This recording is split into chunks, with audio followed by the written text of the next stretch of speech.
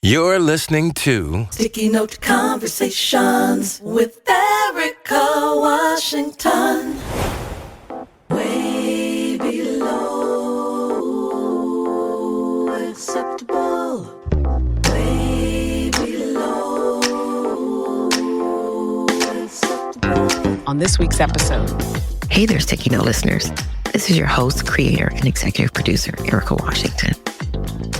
This week's episode is a roundup of some of our favorite conversations from season 3. Time is really flying. I can't believe we're halfway through the year already. Way below acceptable.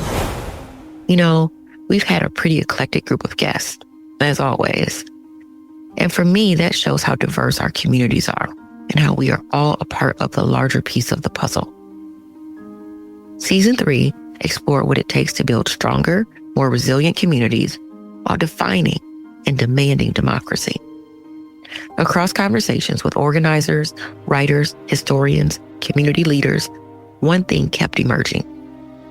Real change begins with honest conversations and the willingness of people to fight for more. These are some of the conversations that define season 3. I hope you enjoyed today's conversation throwbacks and return to some of our past conversations, all available on Spotify, Apple Podcasts, YouTube, and wherever you audio stream. And as always, thanks for listening.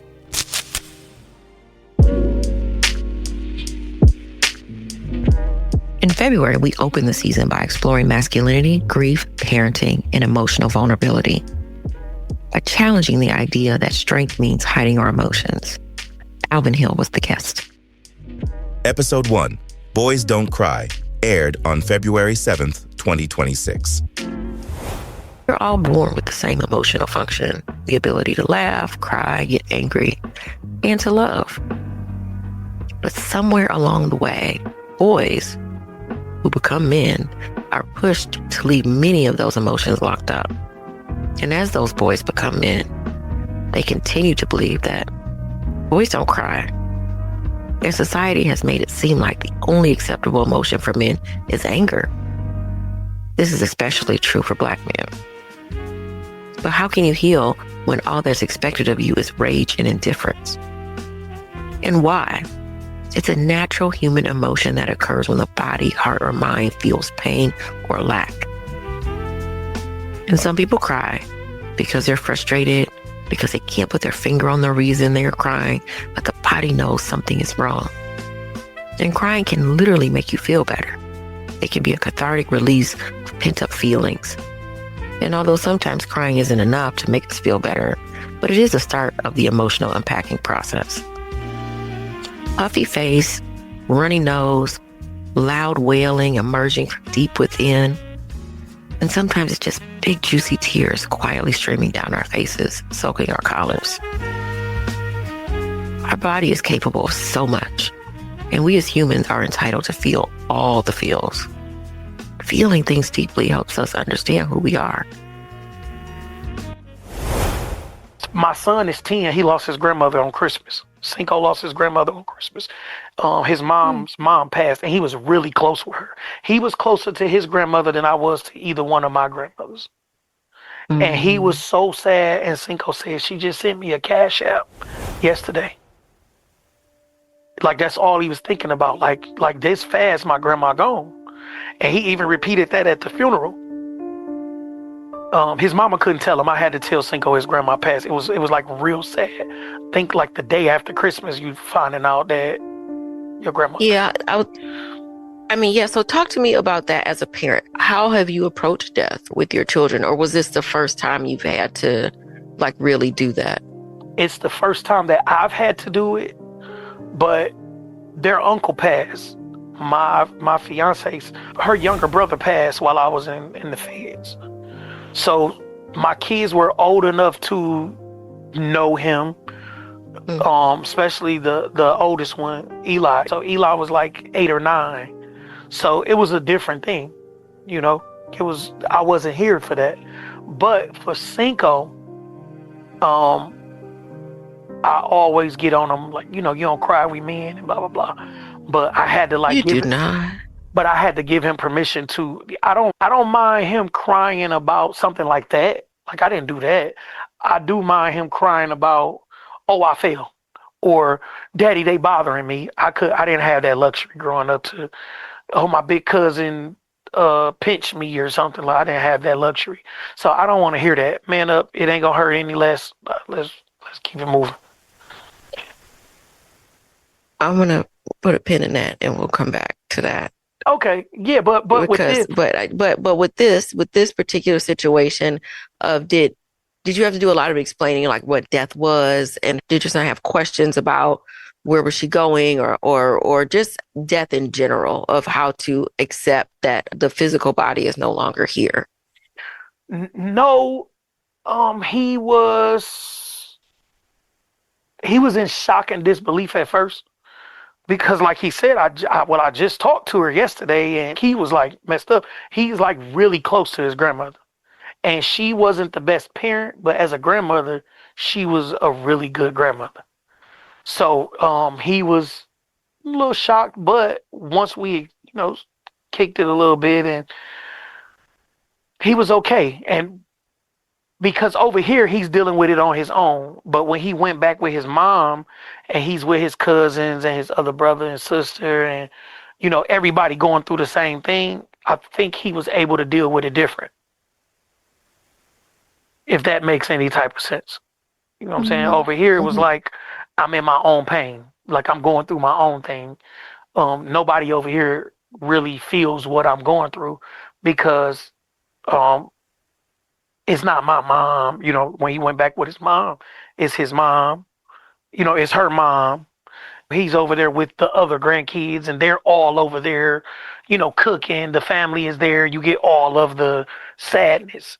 And he was here for maybe 4 or 5 days before he went over there. So over there is probably a different feeling, because over here, it was more so like life goes on for us, because it wasn't necessarily our loss. So I think reality might have slapped him in the face once he went back to his mom's house, to be honest. Mm-hmm. And so does he feel like he can talk to you about how that feels to be in the midst of it over there? Yeah, we have a pretty good relationship, pretty open relationship.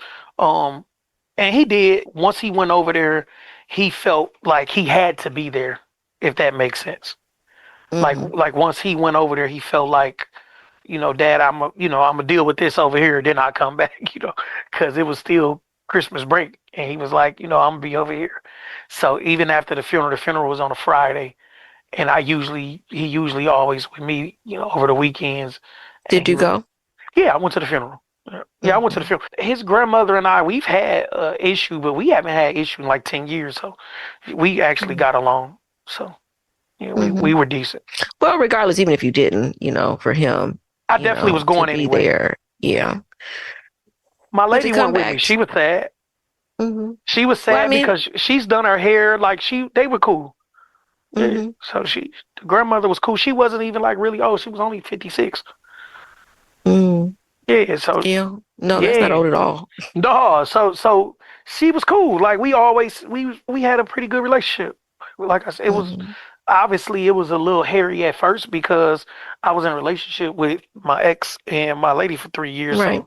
Well, when you blend families, though, that a part of that blending of families includes the extended parts of those families, because if you love the child that came from that previous relationship, then you are then somewhat intertwined with their people, whether it's the mom or the aunt or the cousin or what have you, or the other kids that come from a different segment of that tree.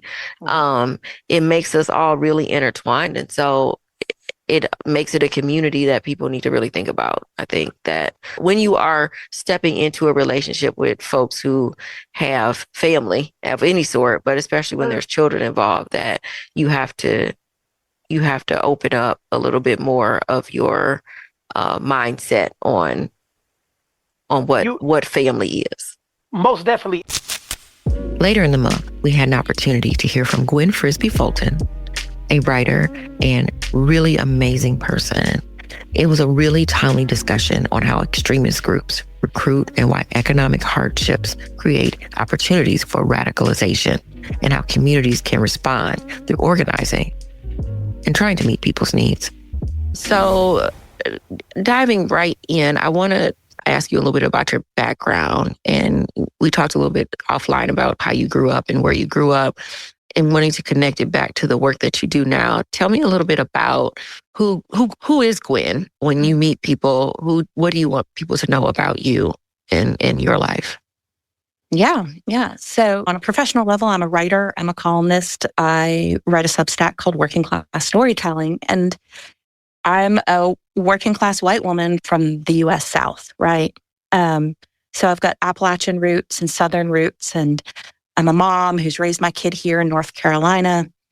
And I say all of that because it kind of brings us to what we're talking about. You know, I live in a community that I love. I love the South. I love North Carolina. I love Appalachia. But we have a rough history. Everywhere where you go here, you're reminded of elements of the Confederacy, and you're reminded through monuments and through conversation.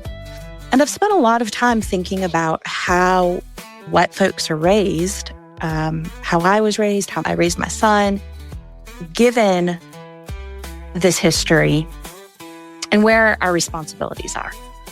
All of this fast forwards to sort of the most politically deep formation, the most formative experience I've had, which was living in a neighborhood, not in the South, it was in the Midwest, in Indianapolis, where I ended up living right up the street from a group of neo-Nazi white nationalists. And, you know, obviously didn't mean to do that, but that's where I ended up being. And they, you know, in a weird way, I can thank them for my now much deeper understanding of politics in our country and what the forces we need to be organizing against are, and what forces we need to be organizing with. Did you know that they were neo-Nazi, just white nationalists? Were they wearing swastikas, or was it a little bit more subtle than all of that? Yeah, so that's great. That's a great question. And I need to put that in context. So this is going back. I'm not young anymore. This is going back to when I was in my 20s. And I was living in Indianapolis, Indiana. And this would have been around 2006, 2007, 2008. Okay. So, and I'm bringing that up because there's been shifts and changes in how they operate. So at the time, the way you knew they were neo-Nazis is they flew a large swastika flag in front of their house. So, you know, there was no confusion there.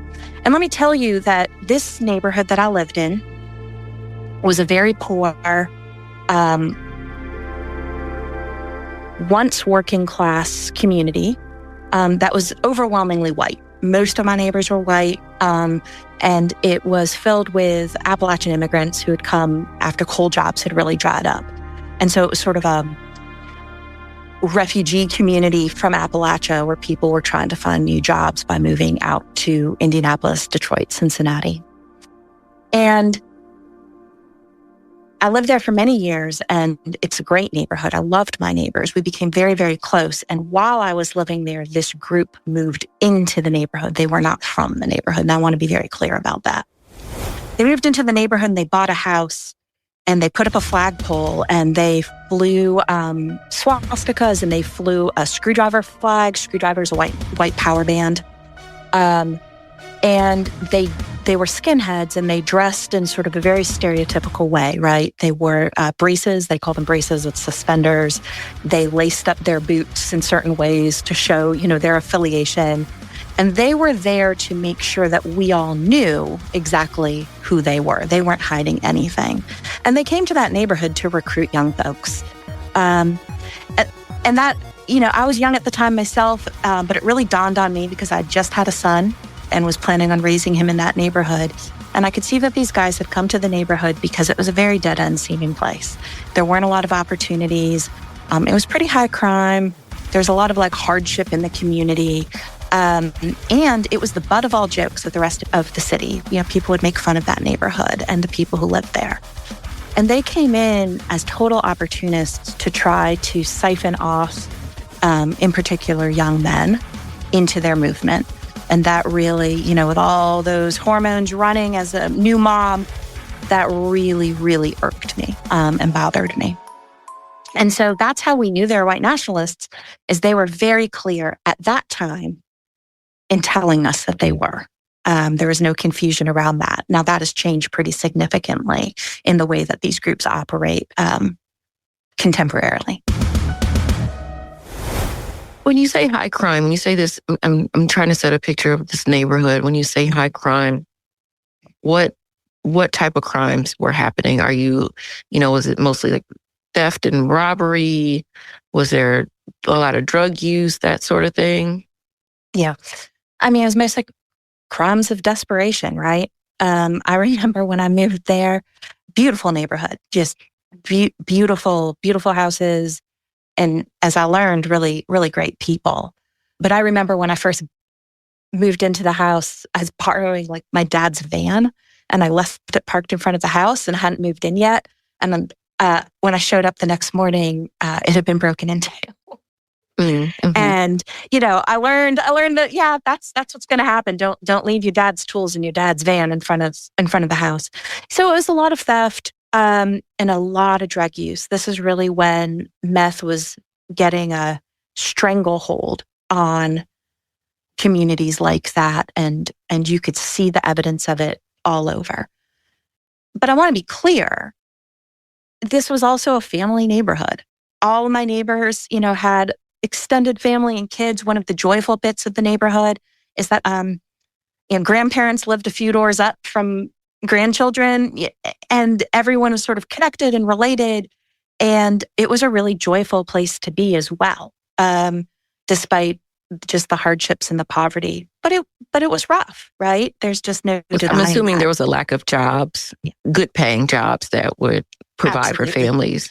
Indianapolis in the 50s and 60s and into the 70s was a pretty prosperous place. Chrysler had a really big plant right outside the neighborhood. There was a big coke firing place right outside the neighborhood that you could smell all the time. But at this point in early 2000s, Indianapolis had been 20 years into a really rough situation across the city, but you could really see it demonstrably in this neighborhood and a few other neighborhoods. And there was just folks who had moved up there a generation before for jobs, and those jobs were now gone for the children that they had. You said refugee. So thinking about folks who moved from the Appalachia areas who mostly had jobs in coal is what I understand and what I have read.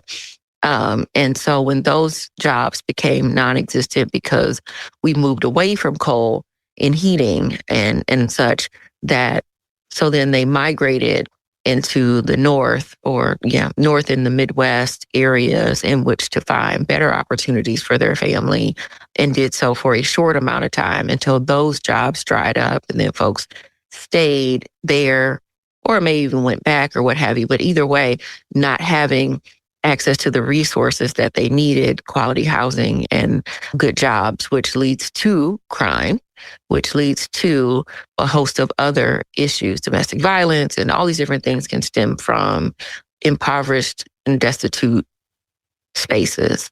But also what seems to grow from that is the idea of needing to form other families or other sense of community, which makes me think about gangs, right? Because you could have taken everything you said and been talking about a Black urban area with the exact same struggles of folks coming up from the South during the Great Migration, and folks went north, they went east, they went west, they went wherever looking for better opportunities and found some. And then those also dried up as well. My grandfather worked for Chrysler and he retired from Chrysler. He worked there for 30 plus years.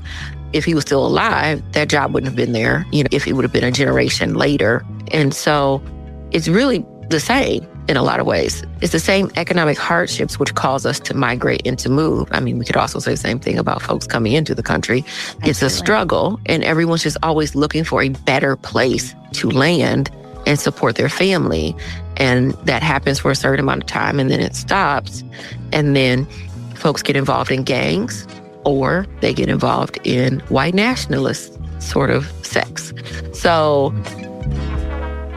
here we are now, because as you said, it's not the same as 2007 as it is right now. I want to ask you, what do you think changed?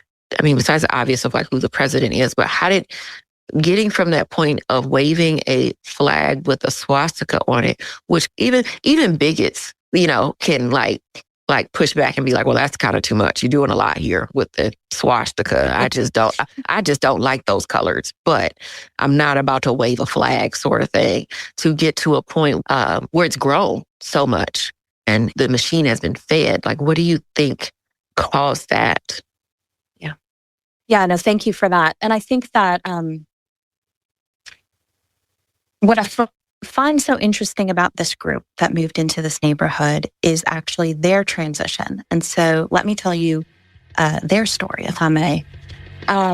So the group that moved into my neighborhood and bought that house and flew those swastika flags was called the Vinlanders. They were formed by a guy named Brian James, who had been part of the white nationalist movement for a number of years at this point. And he had been in another group called the Hammerskins. And rumor is he was kicked out for being too violent, which is, you got to be pretty violent to get kicked out of the Hammerskins. They're known for their violence. And he formed this other group that talked about Nordic pride and all of these other things. And like I said, was explicitly neo-Nazi. They were no bones about it. So the Vinlanders were active in this neighborhood 2006, 2007, 2008, something along those lines, until they got into a bunch of trouble because group members were in downtown Indianapolis, and in broad daylight, they attacked a Black man, just about killing him in the middle of the street. Bystanders who tried to intervene and tried to call for help were threatened by the group. But like I said, these guys, you knew where they lived. A number of the Vinlanders ended up getting arrested, and they did get convicted for attempted murder. The group kind of fell apart, I guess, during this time. I also left. I was a single mom raising a child in this neighborhood, and I was like, I just can't. I can't do this. This is terrifying, right? And so I had left the neighborhood and lost a little bit of track of them. At some point, their clubhouse building burnt down. I don't really know the timeline on that. And they kind of dissipated, right? But you and I are talking today because an article about a bunch of Vinlanders getting arrested just came out, going on 20 years later. And so what happened during that is these groups at the time, back in the early 2000s, felt fringe. They were scary, they were violent, they were dangerous. But we're talking about like 8 guys in a clubhouse, right? Trying to recruit some more kids. The next time I hear about Brian James, the founder of the Vinlanders, is that he shows up in Charlottesville. And he marches in that march in Charlottesville, but he's no longer a neo-Nazi. He's now a Proud Boy. And he's no longer, according to him, racist, but he's a nationalist. Everything started to shift. And we saw in Charlottesville the sheer numbers, and I think people were shocked. And a movement that has always existed in U.S. history, let's make no bones about it, right? This has always been an undercurrent, but at least they were seen as fringe, right? All of a sudden felt mainstream and could get a nod from people in power, including the President of the United States. That was a huge shift. They also realized after Charlottesville that they were not doing a very good job recruiting people when they flew swastikas. And so they started to rebrand in ways that were made it less clear, right?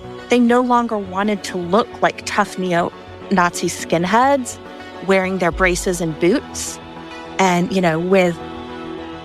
but now they wanted to look more professional, look more mainstream. And they're not dummies, right? There's a lot of stereotypes about who these folks are, but a lot of them are very intelligent folks, and they rebranded across their movements to fly more under the radar and to scoot closer to the center of the United States to be able to recruit more people because they just weren't growing when they flew swastikas in their front yard. And so you look at somebody like Brian James, who's very active, head of the Hoosier State Proud Boys today. He does like political podcasts now and talks about policy. He's no longer just using the N-word and talking about violence. He's now talking about things like healthcare. He's now talking about things like immigration policy. He did a live stream recently trying to get white nationalists to show up in Minneapolis, right? But he's doing it no longer wanting to sort of look thuggish and scary. He's trying to do it as if he's moving in concert with the administration. And I don't know if Brian James has had a change of heart, but I would seriously doubt it. He's just figured out that he can get platformed more and get more recruits if he cleans himself up. You're listening to Sticky Note Conversations with Erika Washington. In the episode We Built This City, Tomás Garduño taught us a powerful lesson around grassroots organizing, reminding us that democracy depends on everyday people building and sharing power in their communities. He's written a book about it. You've been organizing, you said, for like 20 plus years. And 25. You said that 25 in this book, the how-to, the fundamentals of electoral organizing. I think you mentioned when we talked before that this book, would have been helpful to you 25 years ago. What is it that you've learned in hindsight from your beginning days of a baby organizer to now? Like, is there one big lesson that you've learned in all of this work?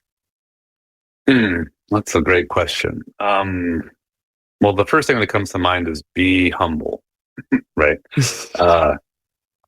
That there is no formula for exactly how to do this work. And, I certainly definitely consider myself an organizer and feel like I have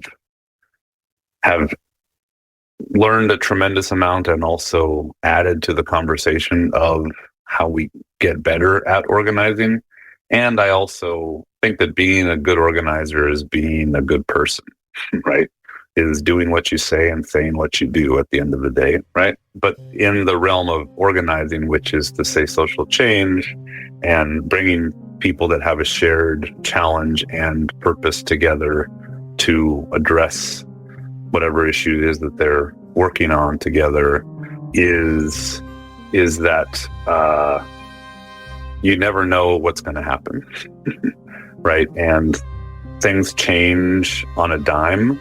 And so whatever your plan that you had developed was based upon, those conditions can shift in a moment. And so I think like the biggest lesson is to always first be humble, period, always. And then two, always take into consideration the time, place, and conditions that you're operating in. And that you want to do a fairly periodic reassessment.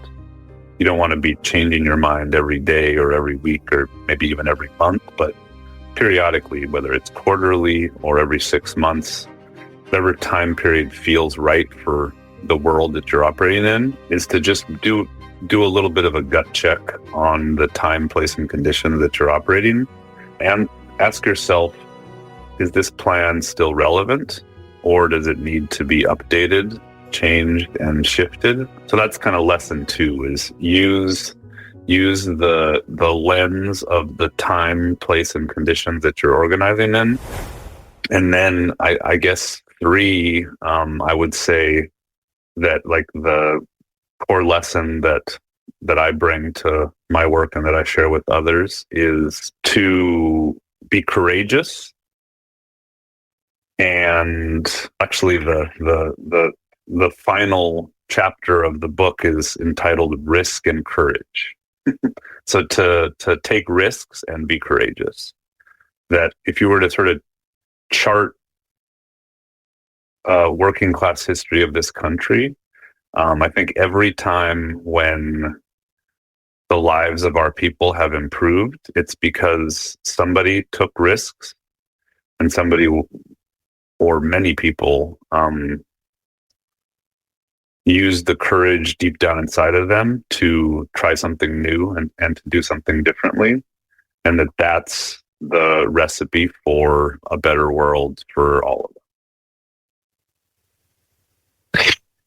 And so would you say that the book is for the new organizer or for a more seasoned person who's been maybe doing the work for a while and needs a refresher or needs additional information in order to move further into the work? Yeah, so I wrote it for all working class people who want to organize other working class people in our shared interests of building political power, whether that's a brand new organizer that wants to, get their first lesson in the fundamentals, or that grizzled organizer like myself that, oftentimes we start to operate on autopilot a little bit or sort of on gut. And it's always good to kind of go back and give yourself a little bit of a refresher to remember that while a lot of this is art, a lot of this is science too, right? There are some core tools that, if deployed correctly, can make your life a lot easier and make the likelihood of your success a lot higher. And then also you can sort of build upon those fundamentals to then let your gut, let your intuition guide you a little bit more.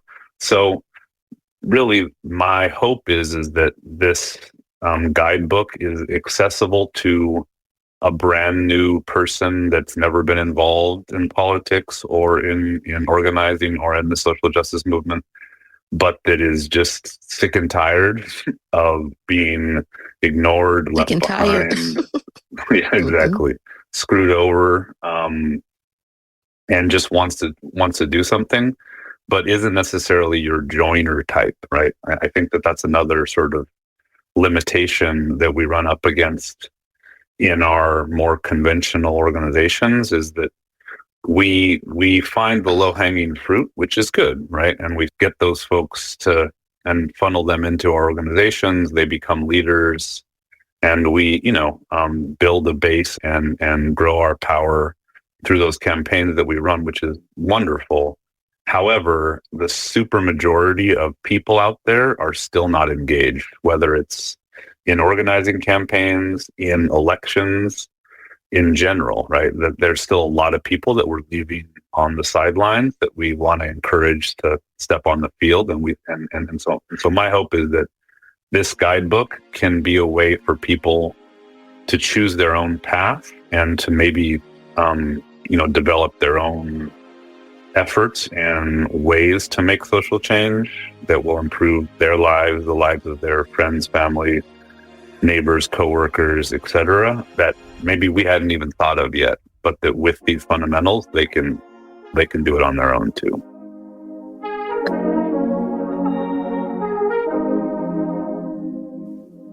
Yeah, what do you say to the people who say, well, I'm not political. I don't get involved in politics. I say I don't blame you. I wish I wasn't either. Unfortunately, the harsh reality is that we are being acted upon, whether we like it or not. And that's actually, I sort of speak about this in the first chapter called Why Electoral Organizing. And I give kind of an example of a few different people that folks may or may not agree with. But the thing is that they were political actors, right? Whether you agree with somebody like Donald Trump or somebody like Bill Clinton or somebody like Malcolm X. They're all political actors that understood that we need to take action to achieve our goals, right? And so anybody who wants something needs to take action to accomplish whatever that is that they're wanting to accomplish. And politics is an arena where you can take action to accomplish your goals, right? It's not the only one, but it is a pretty critical one. And, I think another thing that I speak about in the book is that I totally appreciate folks feeling like politics is broken. Frankly, I think it is broken. It's broken for working people. I was going to ask how is it broken? What broke it? Or was it ever actually a whole piece? Sure. Well, so yeah, what I mean is that it doesn't work for working people. It actually works really well for the well-connected and the wealthy. And that's, I think, how it was designed, frankly. And the opportunities for it to work for working people, I think are actually really, really significant. And that if and when we are able to get more people involved and begin to exert that working class power, which is to say democracy, I think it will actually show how much more it can improve for all of us, right? But to your question, what was the electoral system created for and who was it created for? Obviously, we understand that when this country was founded, it was not for most of us. And through struggle over, centuries, we have gained significant ground.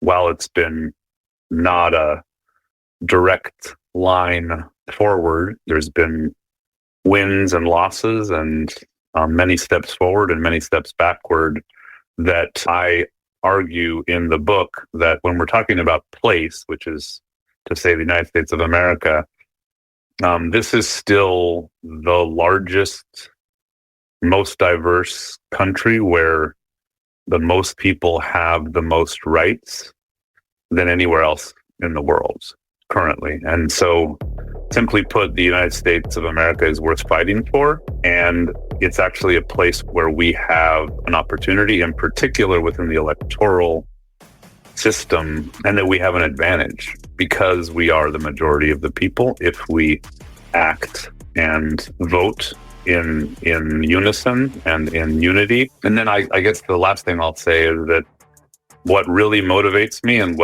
why I wrote the book around electoral organizing in particular, because there are a variety of other types of organizing. You named some, union organizing, immigrant organizing, mutual aid organizing. There's a variety of different types of organizing, tenant organizing, etc. The reason I focused on electoral organizing is because it is probably one of the arenas that is in decline, frankly, right now. Right, that if we're not careful, we will lose our democracy, and our elections will become more and more challenged and undermined. And if we lose our ability to determine our elected leaders through elections, then it's just straight up warfare, right? We will be in a war. Now, for a lot of us, it's felt like that all the time, and to varying degrees, that is true. However, we are not set up to engage in a war with our opposition right now, and the electoral arena is a much better theater to operate on than a literal war. This year has brought joy, but it's also brought pain. In April, the world lost a great activist, and I lost a personal friend and mentor with the passing of Dr. Ruby Duncan. we took this opportunity to have an in-depth conversation with historian Claytee White in the episode entitled Fight the Power. It was dedicated to Dr. Ruby Duncan, and we talked in detail about her legacy of organizing for justice. And we showed how preserving history helps inspire future generations to continue the work. So she was one of those women that even in the 1990s, before we had an oral history research center, we were just learning how to conduct oral histories. Hers was one of those names that would come up as we talked about people in the community that we wanted to get to know, that we wanted to interview one day. Her name was right there on that list early on. And people in special collections and archives at the library already had her collection. So Ruby was already well known in the university, on the campus. We already knew her. We already knew about her work. So she was never a stranger. It was just getting to her once the Oral History Research Center got started. And we didn't start by doing the oral history of the African American community. Our first project was just early Las Vegas. We wanted to concentrate on as many people as possible who had been here in the early years. We didn't care what the nationality was at that time.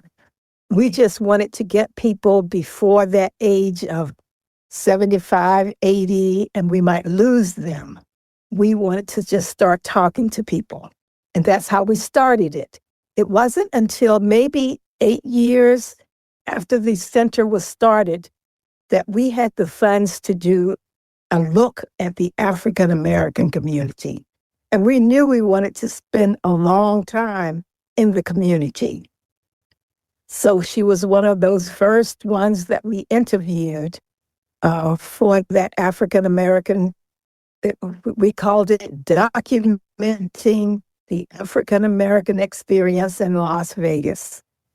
And out of that, we even did a documentary. PBS at that time would actually put together a documentary. If we had a good subject, PBS would step in and help an organization, and they helped us put together a documentary of the Black community and all of that. So it was a very rich project. Ruby was a part of it. So we got to talk to her and learn all about all of the magnificent things she did for the local community, the state, and nationally. And so one of the first things that I learned, I think, was also learning about the book, Storming Caesar's Palace, right? That was actually one of the very first events that my organization, Make It Work Nevada, we held an event around that book. And once I learned about her and I realized, I was like, well, other people should know about these things that happen, especially when it comes to thinking about women's rights and the rights of poor folks and people who are on welfare, that sort of thing. And so we bought, I believe, about 50 or 60 copies of that book and gave them away at our event. And we had a panel discussion with her and Laura Martin, who is the executive director of PLAN, Progressive Leadership Alliance of Nevada. And then and Asha Jones, who I think at the time might have worked for Congressman Horsford, or she might have been with Harry Reid. She's worked for everybody. But having those three women on to talk about the politics of Black women, that was the name of the panel discussion. And I remember one of the newspapers came to cover the event, and it was a nice write-up and all of that. But I remember the title was something like Black women getting involved in politics, like it was like a new thing or something and not something that we were already involved in. And I'm like, well, they need to read the book. They need to understand the history of that and how deep the veins run of Black women being involved in politics and in policy. And so from that angle and thinking about some of the conversations you had with Ruby Duncan, what are your thoughts around the work that she did for Nevada?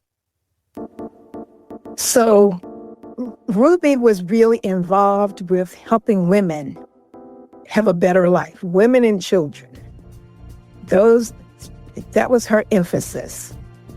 And she learned how to lobby the legislature so that she could make some of those ideas come into reality.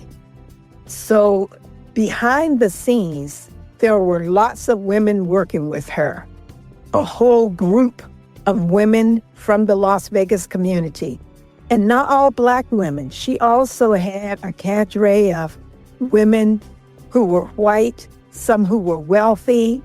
There were some attorneys who worked with her. So behind the face of the movement, Ruby, Mary Wesley, all of them, they had lots of help behind the scenes. But most women, the poor women, did not want to be the face of this kind of movement. It was a movement that was shameful. People didn't want to talk about being on welfare. And it made no difference why you were on welfare. They just didn't want to talk about it. And we never learned the history of it. That in the beginning, back in the 1920s and 1930s, it was a system for white women. Black women didn't even qualify.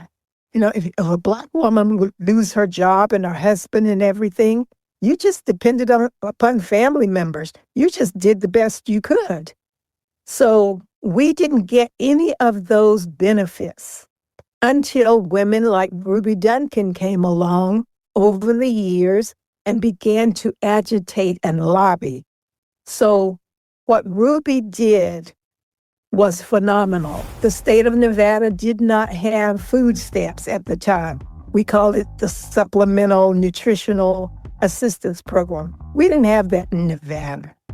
So Asian women, African-American women, people from Latin America, it made no difference. White women, none of them had that help here in Nevada. So she was the one who stepped up to the plate. Next up, we had a really dope conversation with a Sticky Note Conversation favorite guest and my girl, Dawn Blagrove. The episode's entitled, This Woman's Work. We talked about moving beyond crisis response to creating lasting community institutions rooted in education, health, economic opportunity, and local leadership. And how do we get out of this two-party system in the first place? We don't even have enough choice. And again, I think that's part of what that Black think tank that we need to put together. That's what those folks need to be coming up with. Right now, the reality is we stuck with who the hell we got at this moment, right?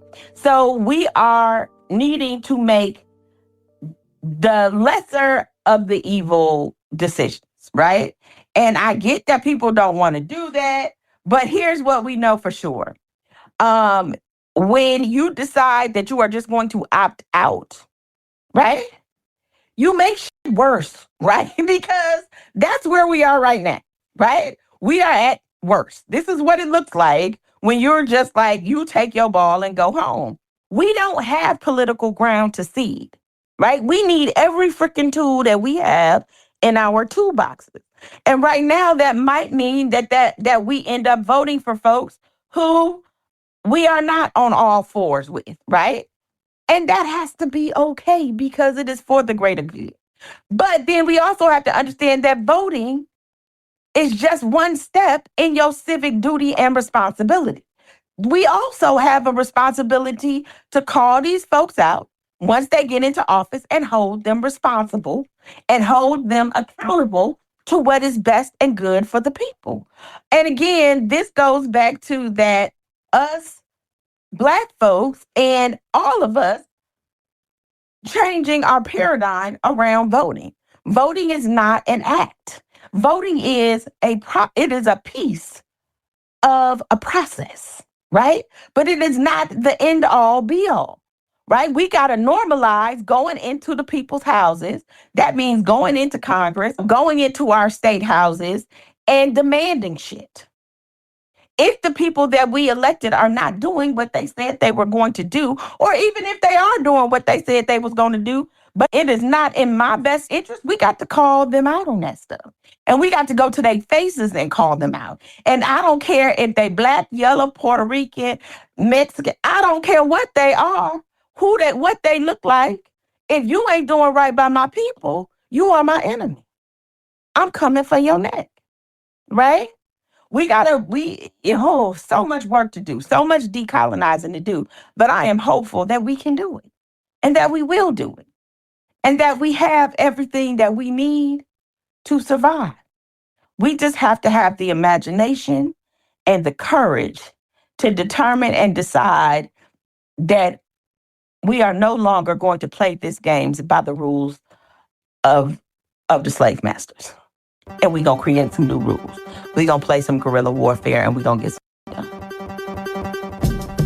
I think that's where we end. I think that was a whole mic drop. Okay. I think that is a perfect spot in which to say, we coming for your necks and we going to stay on your neck. We going to stay there. We going to stay there. Because it's about our livelihood and our legacy. Because we don't have no damn choice. Survival requires that I stand on your neck the way you've been standing on mine. So that's what we're going to have to do.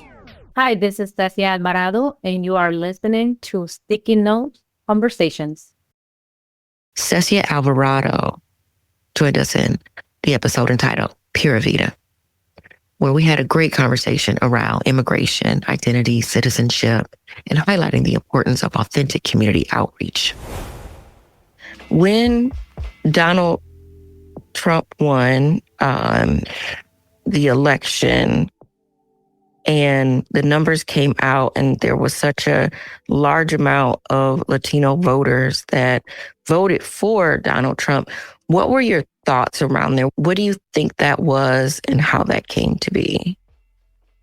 Oh, gosh, I remember everybody calling me, every Latino I knew. And again, I was not working politics by then. I was just a volunteer, but I'm very involved in my church. To people that, what does this mean? And we were all scared, honestly. We were all scared. And yes, a lot of Latinos voted for him the first time and the second time. A lot of stories about that. And we can unpack why, right? Why the community, why are Latinos supporting a man that's against us, right? Voting against our own interests. We hear this a lot. But personally, how I felt, again, it's like I gotta do more. I gotta help. I gotta get involved. This is also the result of Latinos like me that have been just living their life, not paying attention to politics and not understanding the impact that politics have and the consequences of elections, and just felt like this is the consequence of not paying attention. Have you talked to anyone in particular in the community? Or spent time talking to, I guess, regular everyday voters and asking them, or people telling you why they thought he was a better choice?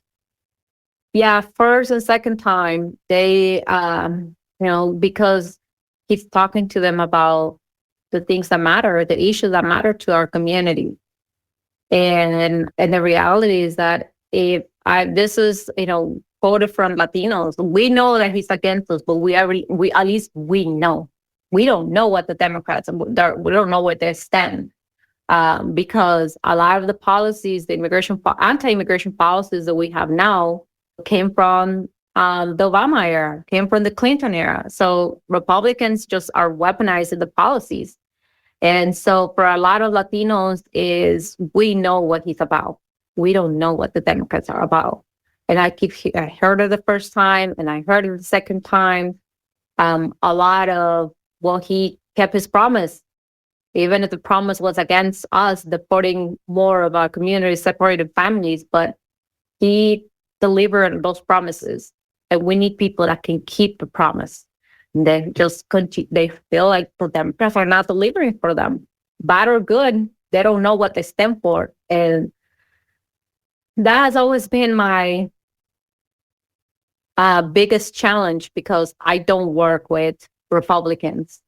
And I wish that our party can do better in messaging, especially Latinos, and not just the immigrants, first, second generation Latinos. So it really is people believing Trump in every promise that he made, good or bad for us. But according to a lot of the Latinos that I spoke to, it's that Donald Trump kept his promises. So it's really more about the monster that you know versus the one that you don't, and not wanting the surprises. How would you describe your work, or what it is that you do? I am still trying to find my place. I'm a woman of faith, and I believe that, I want to serve the community. I want to be part of the change. I want to be part of conversations that drive change in our communities. I work in nonprofits for a few years, and it was one of the best experiences, because we also get to build community. We're not isolated. Now, the work that I do, I'm more isolated because I'm a consultant. And one thing that bothered me when I was doing the nonprofit work is how even in the political space is so inclusive to certain demographics. And women that look like us, especially, they don't get the support that everybody else gets. And you're part of the leaders in Vegas, and anybody that wants to run for office is going to reach out to you probably before they reach out to even donors, or they want to know how you feel about them, with the issues that you care about, the community that you represent.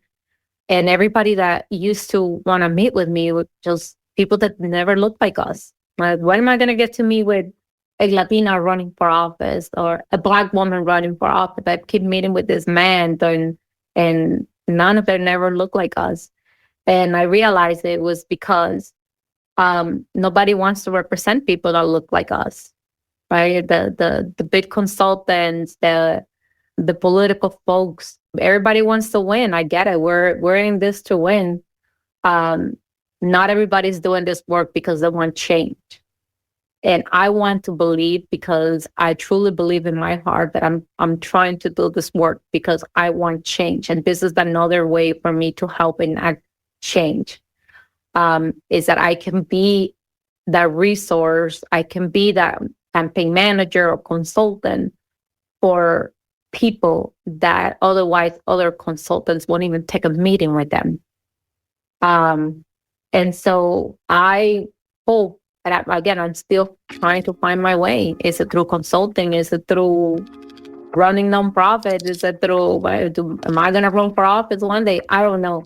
All I know is that I'm trying. I'm trying because I just don't want to be that person that's just went on with life and didn't pay attention to politics. I want to be part of that change. And at some level, because this is a monster to change. It's been an honor to learn about each one of my guests and spend time connecting deeply with them. Whether discussing emotional health, democracy, history, or identity, every guest reminded us that meaningful change starts with people who are willing to listen, organize, tell the truth, and invest in their communities. I hope you've enjoyed these conversations as much as I have. And stay tuned. There's more to come. And if you missed any part of this episode or past episodes, you can find us on your favorite streaming platform: Spotify, YouTube, Apple Podcasts, you name it. This is Erika Washington. I hope you've enjoyed this conversation as much as I did. Thanks for listening to Sticky Note Conversations with Erika Washington. Hosted and executively produced by Erika Washington. With editing by Black Gypsy LLC. Special thanks to KUNV 91.5 in Las Vegas.